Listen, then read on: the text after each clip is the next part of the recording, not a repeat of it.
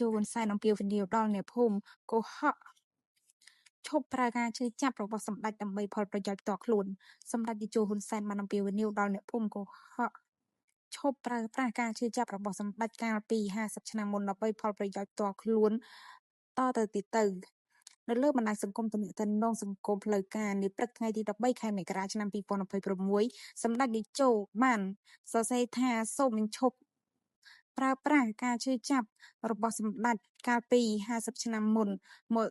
បោកប្រាស់សម្ដេចតទៅទៀតទៅសម្ដេចតេជោបានលើកឡើងថាក្រោយរំដោះចេញពីរបបប៉ុលពតឆ្នាំ1979ពិសេសក្រោយពេលដែលសម្ដេចនិយាយពីរឿងកូនស្លាប់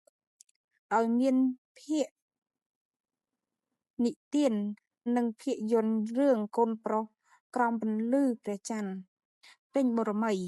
មកមានមនុស្សមិនតិចជាង20នាក់ទេដែលបន្លំខ្លួនធ្វើជាកំសត់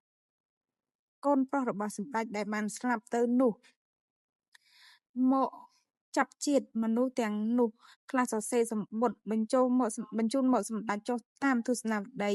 និងក្រោយបង្ហោះតាមបណ្ដាញសង្គមដូចជា Facebook ជាដើម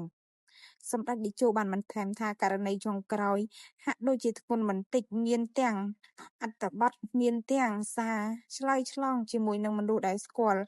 Telegram របស់សម្ដេចសូមអំពាវនាវដល់អ្នកភូមិកុហកឈប់ប្រើការជឿចាប់របស់សម្ដេចដើម្បីផលប្រយោជន៍ផ្ទាល់ខ្លួនតទៅទៀតទៅ